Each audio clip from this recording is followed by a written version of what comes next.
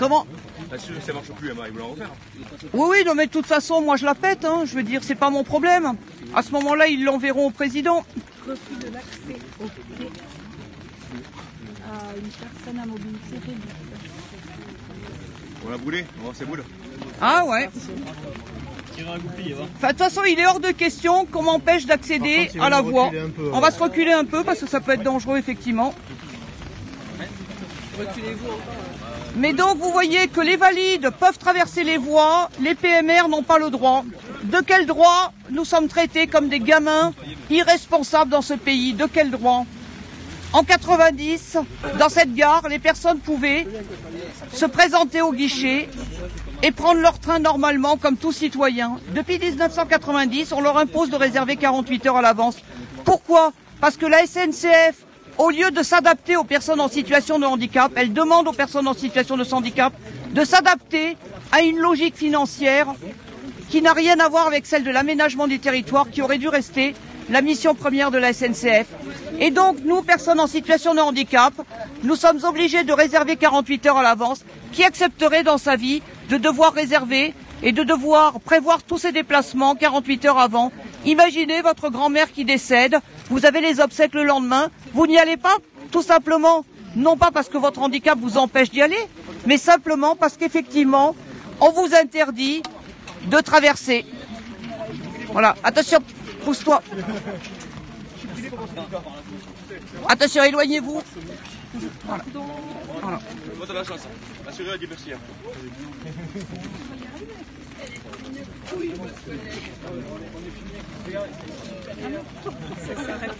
En tout cas,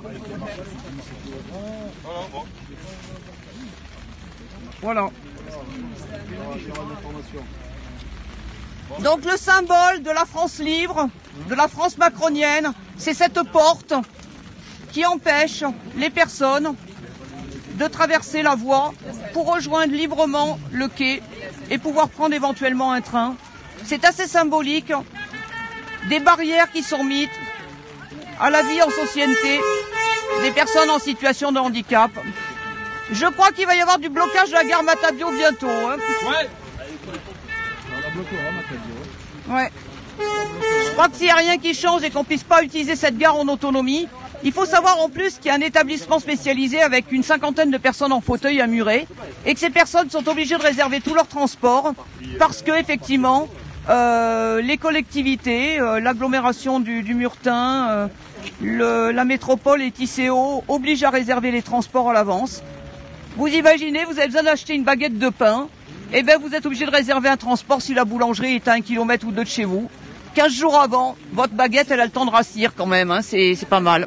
Fauteuil, Odile, qui arrive au métro, l'ascenseur est en panne, qui est obligé d'aller à la station de métro plus loin, voilà. Et de refaire marche arrière. Voilà, c'est ça. Et ça dérange pas grand monde dans ce pays, mais nous, les personnes en situation de handicap, on a décidé de cesser de se cacher, de cesser d'avoir peur, et de cesser de se taire, et de réclamer que la Constitution française s'applique à tous les citoyens, y compris ceux en situation de handicap et ceux à mobilité réduite. Voilà. Ben vous voyez, ça me fout grave les glandes quand même de pas avoir un démonte-pneu et de pas péter cette porte, même si j'ai pas spécialement de muscles pour le faire, je peux vous dire que ça me démange méchamment. Voilà, en tout cas, on constate qu'il y a des valides qui peuvent circuler et que les invalides, eux, n'ont pas le droit de circuler, non pas parce que leur handicap les en empêche, mais uniquement parce que certains ont décidé que les portes resteraient fermées pour nous et qu'on resterait derrière les portes. Je trouve que c'est quand même très symbolique de cette société actuelle. Voilà. Bon, à moins que quelqu'un ait un outil, vraiment personne n'a... Christophe, pourquoi tu ne vois pas? Pourquoi tu ne vois pas? Qu'est-ce que tu risques? Bon, en tout cas, moi je dis, lui il est là. Le service public, putain, on a été embauché par une société d'État citoyenne. Lui il est là, mais en tout cas sa chef elle se planque. Sa chef elle se planque et je lui dis bravo. Si les clés tombent, qu'on les ramasse. La libre circulation pour tous, la liberté pour tous. Ils sont en gare, les clés. Interdiction de traverser, pas pour les valides, puisque les valides, vous les empêchez pas de traverser. Vous n'empêchez que les personnes en fauteuil de traverser. Mais tu ferais ça à quelqu'un de ta famille, quand même? Pourquoi vous, personnellement, vous l'empêchez de traverser? Et tu risques quoi? Pour l'instant, on a le statut. Ils vont pas te virer parce que tu iras chercher les clés. Hein. On sait qu'il n'y a pas de train, elle peut traverser en toute sécurité. Oui, pour l'évolution. C'est symbolique quand même, hein. C'est très symbolique de la manière dont on est traité dans ce pays. Pas de passer là-bas. Ouais. Parce que c'est ça, vous n'osez pas empêcher les autres, mais moi oui. Pas la dame. Il est où l'humain là? Il est où l'humain? Eh bien, empêche-les de passer aussi. Pourquoi? Tu profites que la dame est dans un fauteuil.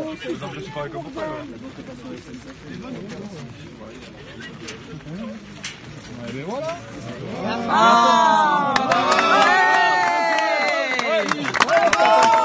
Et vous voyez, voilà.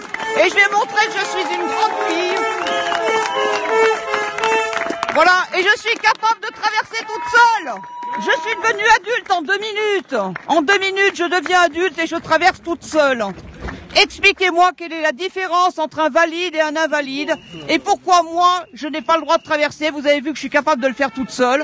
Quelle est la différence entre un valide et un invalide? L'invalide, on lui interdit de vivre. Voilà, c'est la seule différence qu'il y a. Mais c'est les clés qu'on a oubliées. Voilà. Et moi, je voulais voir ce qu'est parce que je voulais voir justement comment sont les rames et comment elles sont accessibles. Voilà. Les invalides ont aussi le droit de traverser, sont aussi capables de traverser. Non, pas le train, il part pas. Ouais. Et donc, ces rames sont accessibles. Donc, en fait, ça veut bien dire que uniquement, il n'y a que cette porte qui m'empêche de prendre le train, puisque vous voyez, il y a moyen effectivement de rentrer dans ce train. Il y a une palette qui se déploie ici pour combler la lacune, c'est ça? Pas cette porte-là, c'est une porte plus loin. Il y a une porte plus loin où il y a un comble lacune qui permet effectivement de rentrer sans risquer de tomber dans le trou.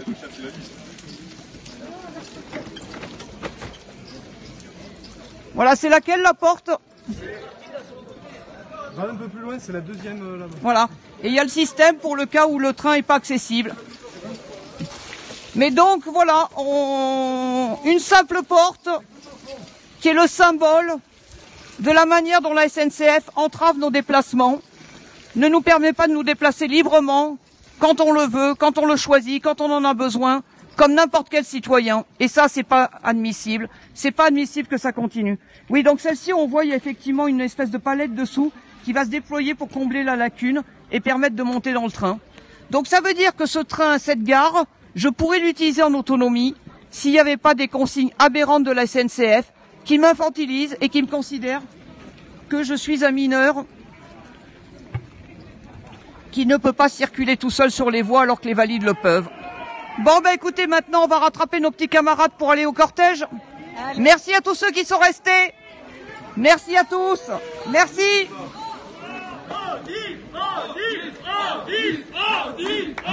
Merci les gars. Merci.